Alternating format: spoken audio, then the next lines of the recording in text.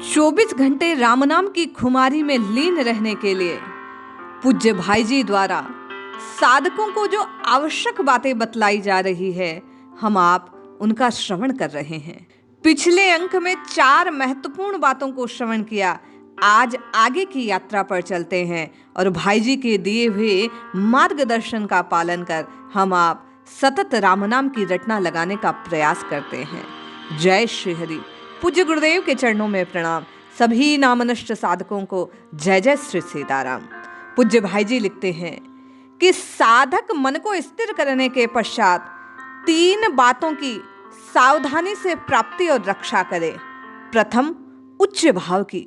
भगवत प्राप्ति के अतिरिक्त मन में और कोई भावना कभी न उठना पाए। भगवत प्राप्ति की कामना न रहकर केवल भजन की कामना हो तो और भी उत्तम है।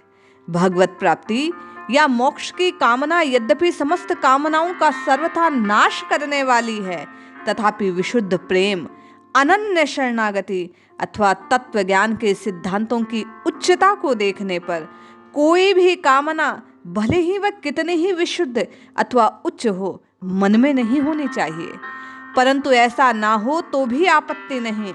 पूज्य भाई जी लिखते हैं, हाँ, भोग कामना तो सर्वथा त्यागनी ही चाहिए। स्त्री, पुत्र, धन, शरीर का आराम, मान बढ़ाई, स्वर्ग सुख आदि इस लोक और परलोक के किसी भी दुर्लभ से दुर्लभ माने जाने वाले पदार्थ के लिए मन में कामना की गंध की कल्पना भी न रहने पाए, यही उच्च भाव है।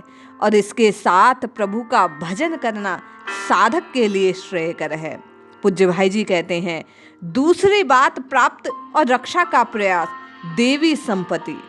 भगवत प्राप्ति की इच्छा तभी समझी जाएगी जब संसार के सारे भोगों की इच्छा सर्वथा नष्ट होकर एक भगवान को पाने की अमिट और उत्कट लालसा हृदय में जागे। इस महान विशुद्ध इच्छा की जागृति तभी होगी जब आसुरी संपदा का नाश होकर चित देवी संपदा का अटूट भंडार हो जाए। जब तक एक भी आसुरी संपदा वस्तु हमारे मन में है, तब तक मोक्ष या भगवत प्राप्ति की कामना त्याग करने की बात तो दूर रही, मोक्ष की यथार्थ इच्छा भी हृदय में नहीं हो सकती।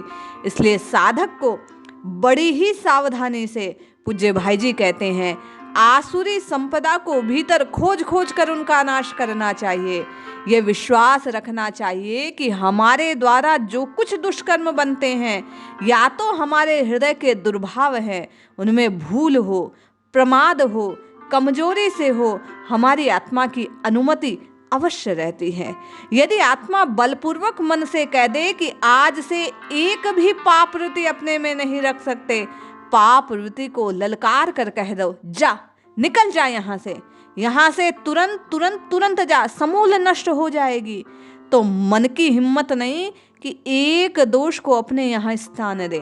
पूज्य भाई जी कहते हैं, पाप वृत्तियों की शक्ति नहीं कि क्षण भर भी हमारे अंदर ठहर सके। आत्मा के समान बलवान और कोई नहीं।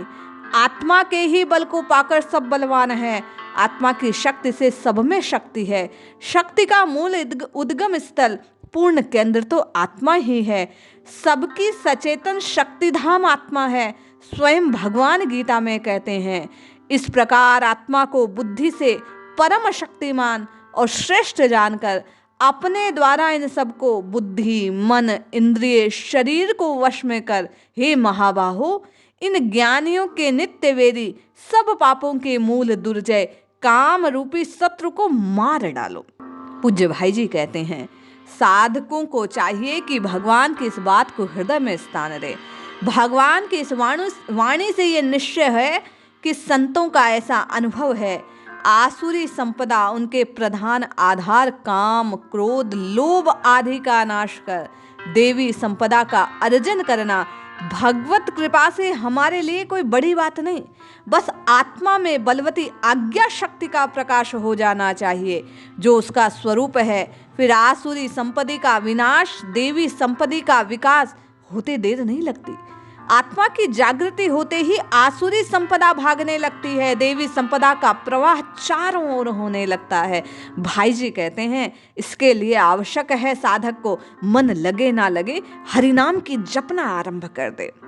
तीसरी बात को प्रकट करते हुए कहते हैं कि अंतर्मुखी वृत्ति, इंद्रियों की ओर मन की दृष्टि सदा बाहर की ओर है, इसी से स्वाभाविक चित्तवृत्ति भी बहिर्मुखी रहती है।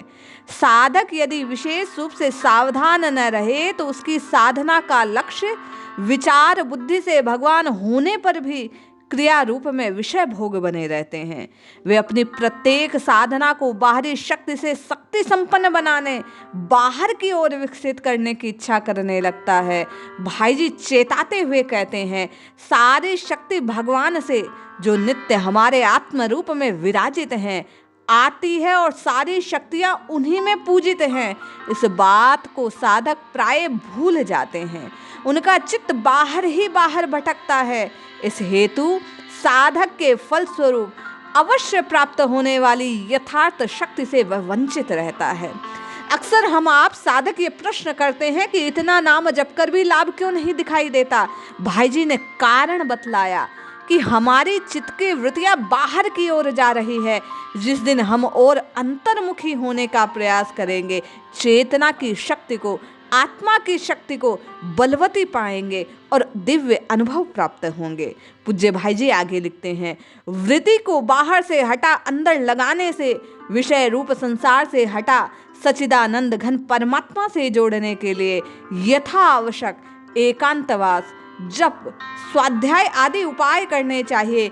किसी भी तरह से चित्त आठों पहर भगवान में लगा रहे, ऐसा प्रयत्न किए बिना साधक को सहज की सफलता नहीं मिलती। हम आपको भाई जी के कहे अनुसार प्रयास करना चाहिए। किस बात का? भाई जी ने जैसा कहा, अपने चित्त को अंदर की तरफ आंतरिक शक्ति का अनुभव करते हुए, अपने आत्म में विराजमान उस परम शक्ति का दर्शन करते हुए, दृष्टा भाव से नित्य निरंतर संसार की क्रियाओं का पालन करते हुए, कर्तव्य कर्मों का निर्वाह करते हुए, मन लगे ना लगे प्रारंभिक अवस्था में नाम जपते जपते धीरे धीरे भाव की उच्चावस्था प्राप्त होगी और हम आपका नाम जपना सार्थक होगा। इसलिए जपिए, रटिए, पुकारिए, निश्चित लाभ होगा। जय श्री हरि।